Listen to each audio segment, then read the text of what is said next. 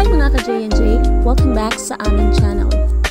Sa video na ito ay meron lang akong isi-share na isang fun fact, nakakakilig na fact, or whatever.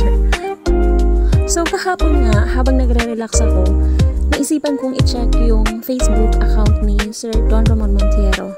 Actually, hindi talaga ako aware na may FB account pala siya. Until kahapon nga, may napanood akong vlog kung saan in-interview siya at doon ko nga nalaman na may FB siya. So out of curiosity, sabi ko, why not bisitahin ko nga?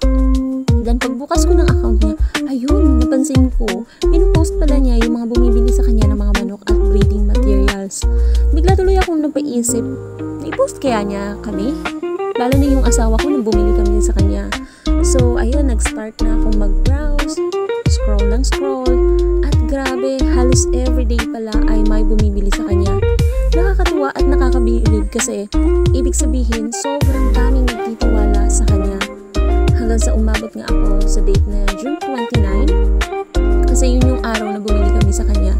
At guess what? Andun nga.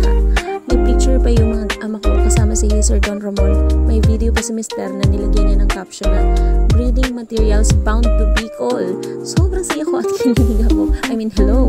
Imagine, bumida sa FB niya ng isang idol sa pag-breed ng manok ang asawa ko at ang anak ko. Kahit isang araw lang, diba? So, kaya kung curious din kayo, pwede nyo pong i-check ang kanyang Facebook account. Ayan, eto naman po, nakikita nyo po dito.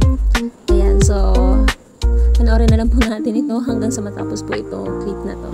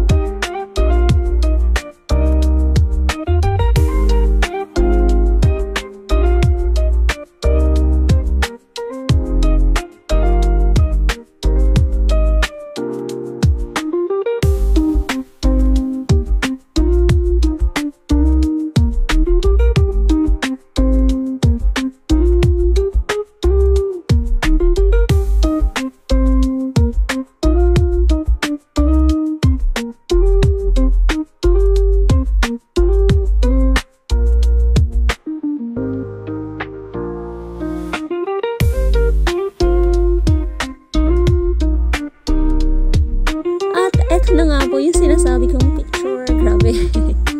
Diba nakakakilig? Basta ako natutuwa at nakikilig.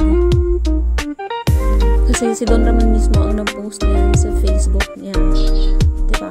At ito nga po yung video na sinasabi ko. Yan po, siya po ang nag-video niya dyan. Diba? At pinost niya talaga sa Facebook niya. So, ito lang po ang gusto kong i-share sa inyo. Salamat po sa panonood. So, paalam!